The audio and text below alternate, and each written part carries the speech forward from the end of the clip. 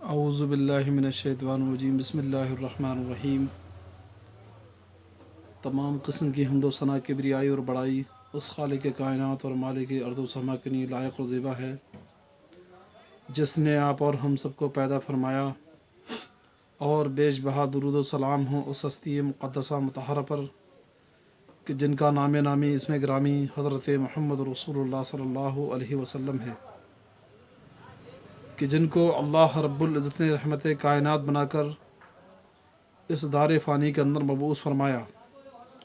اور اللہ رب العزت نے قیامت تک آنے والے لوگوں کی رشد و ہدایت کا نبی کریم صلی اللہ علیہ وسلم کے ذریعے سے اخروی اور دنیاوی کامیابی اور کامرانی کا بندوبست فرمایا۔ اللہ رب العزت کی بہت بڑی نعمت اور اس کا فضل ہے کہ اللہ رب العزت نے ہمیں اہل ایمان میں داخل کیا، اور اللہ رب العزت کی سب سے بڑی مہربانی یہ ہے کہ اس نے ہمیں جناب محمد الرسول اللہ صلی اللہ علیہ وسلم کی امتی ہونے کا شرف عطا کیا۔ جیسا کہ آپ کو معلوم ہے کہ کچھ ہفتوں سے ایک سیریز چل رہی ہے جس کا مضمون ہے شرک اور اس کی تباہ کاریاں۔ اس کے تعلق سے ابھی تک غالباً 6 آیات آپ کے سامنے آ چکی ہیں۔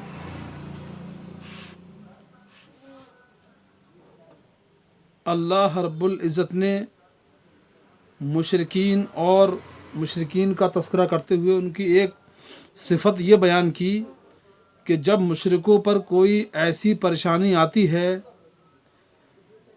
جو بہت بڑی ہوتی ہے اور وہ یہ سمجھتے ہیں کہ یہ پریشانی جو ہے اب ہم پر سے ایسے آسانی سے ہٹنے والی نہیں ہے، اور جب وہ دیکھتے ہیں کہ سارے دنیاوی سہارے اس پریشانی کو ہم سے دور کرنے میں ناکام ہو چکے ہیں، تو ان لوگوں کا یہ طریقہ ہوتا ہے کہ وہ اس وقت صرف اور صرف اللہ رب العزت کو پکارتے ہیں، اور جب اللہ رب العزت انہیں اس پریشانی سے باہر نکالتا ہے اور ایک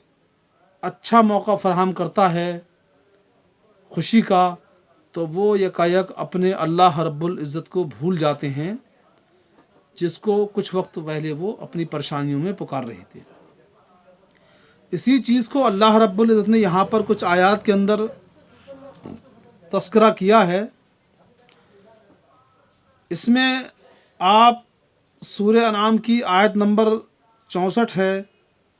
جس میں اللہ رب العزت ارشاد فرماتا ہے کہ آپ کہہ دیجئے کہ اللہ ہی تو تم کو ان سے نجات دیتا ہے اور ہر غم سے تم پھر بھی شرک کرنے لگتے ہو۔ اس آیت کے مفہوم کو صحیح طریقے سے سمجھنے کے لیے ہمیں اس سے پہلے کی ایک آیت اور بعد والی 2 یا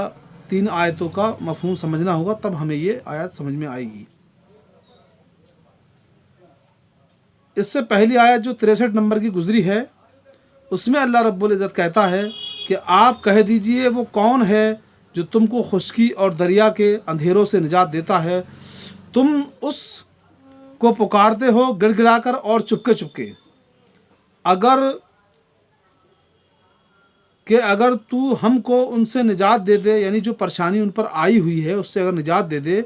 تو ہم ضرور شکر کرنے والوں میں سے ہو جائیں گے۔ اس کے بعد کی ایک آیت ہے 65 نمبر کی آیت سورہ انعام کی، کہ آپ کہیے کہ اس پر بھی وہی قادر ہے کہ تم پر کوئی عذاب تمہارے اوپر سے بھیج دے یا تمہارے پاؤں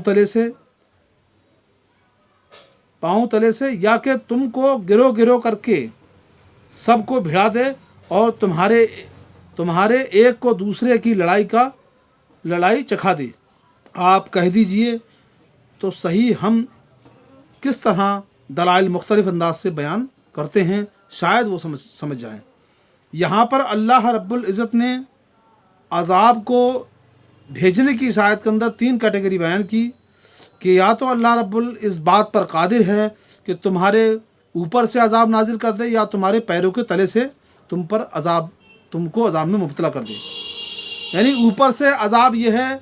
कि तुम पर मुसलसल तौर पर मूसलाधार बारिशें बरसाए और तुमको पानी के अंदर गर्काब कर दे और तुमको मार दे, या तुम्हारे ऊपर से पत्थरों की बारिश कर दे या ओलों की बारिश कर दे, और भी मुख्तलिफ़ तरीक़े अल्लाह रब्बुल इज़्ज़त के हो सकते हैं ऊपर से अजाब आने के। और तुम्हारे पैरों के नीचे से अजाब आने का मतलब ये है यहाँ पर कि अल्लाह रब्बुल इज़्ज़त ज़लज़ले के ज़रिए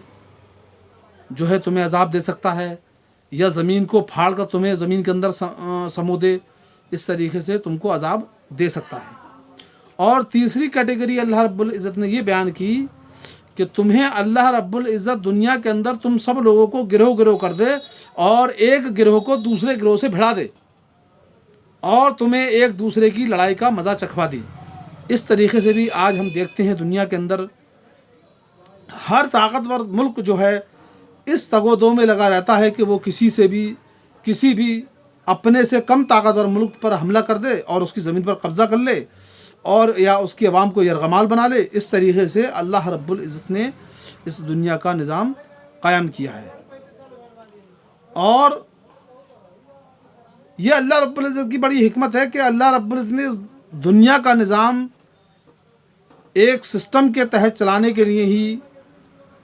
ये चीज़ रखी है कि दुनिया के अंदर अल्लाह रब्बुल इज़्ज़त ने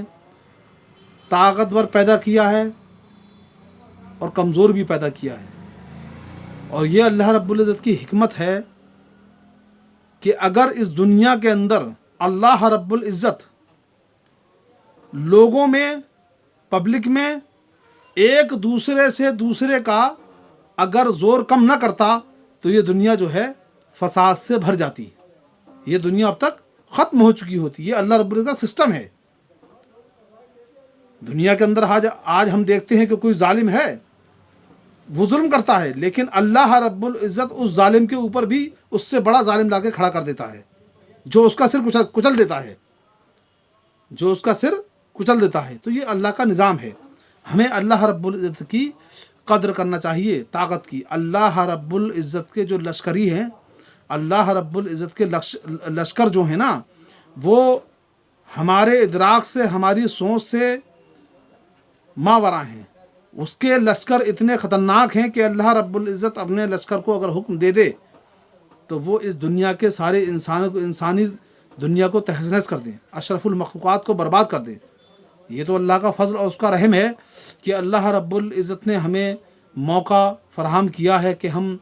अब भी अपने गुनाहों पे नादिम हो जाएं और अल्लाह रब्बुल इज़्ज़त के सामने सर तस्लीम खम कर दें। वरना कोई भी चीज़ अल्लाह रब्बुल इज़्ज़त की कुदरत से बाहर नहीं जा सकती।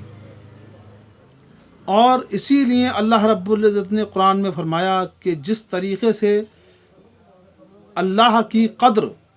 करना चाहिए थी, लोगों ने उस तरीक़े से उसकी कद्र नहीं की है। अब हम इसका खुलासा कलाम देखेंगे कि जहाँ पर अल्लाह रब्बुल इज़्ज़त ने मुशरिकीन मक्का के इन औसाफ का तस्करा कर दिया कि जब हम उन पर परेशानियाँ डालते हैं और वो देख लेते हैं कि अब हम इस परेशानी से बाहर नहीं आ सकते, तो उस वक्त उनकी ये कंडीशंस होती है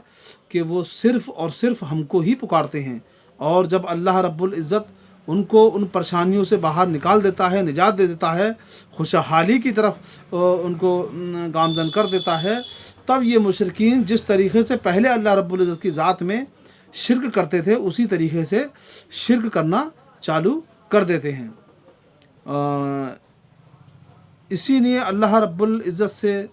ये दुआ है कि अल्लाह रब्बुल इज़्ज़त हमें शिर्क जैसे तबाकुन गुनाह से जो है बचना चाहिए और हमें अल्लाह रब्बुल इज़्ज़त की जो उलूहियत, रुबूबियत, अस्मा व सिफ़ात और तमाम किस्म की जितनी भी अल्लाह रब्बुल इज़्ज़त की खुसूसियत हैं, हमें उसका जो है गहरे तरीक़े से इल्म हासिल करना चाहिए और अपने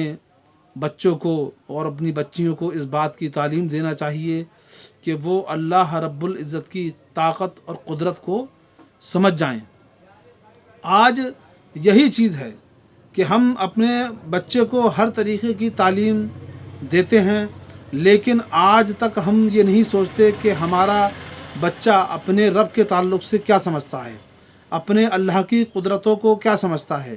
اپنے رب کو پہچاننے کے جو ذرائع ہیں وہ اس کو سمجھتا ہے یا نہیں سمجھتا ہے۔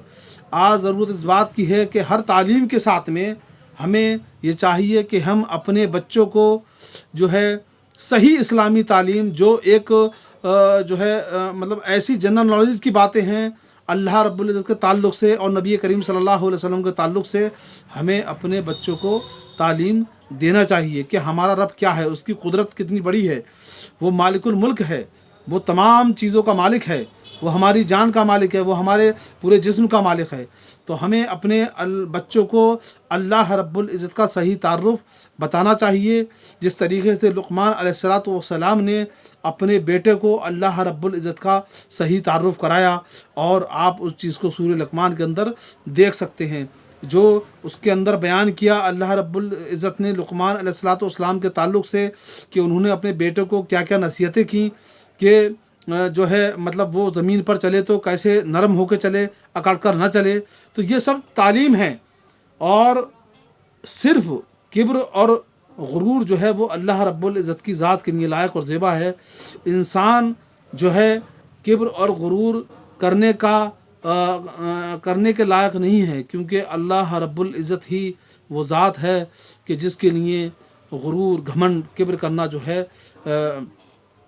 آتا ہے۔ باقی ہم لوگوں کی کیا اہمیت اور ہم لوگوں کی کیا ویلیو ہے کہ ہم غرور اور گھمنڈ کریں۔ اسی لیے اللہ رب العزت سے آخر میں دعا ہے کہ اللہ رب العزت ہمیں تمام قسم کے چھوٹے بڑے گناہوں سے بچنے کی توفیق عطا فرما، خصوصاً شرک اکبر سے، یعنی وہ شرک جو اللہ رب العزت کبھی بھی کسی بھی حال میں معاف نہیں کرے گا۔ اسی کے ساتھ میں دعا گو ہوں کہ اللہ رب العزت ہم سب کو معاف فرمائے۔ وآخر دعوانا ان الحمد للہ رب العالمین۔ السلام علیکم ورحمۃ اللہ وبرکاتہ۔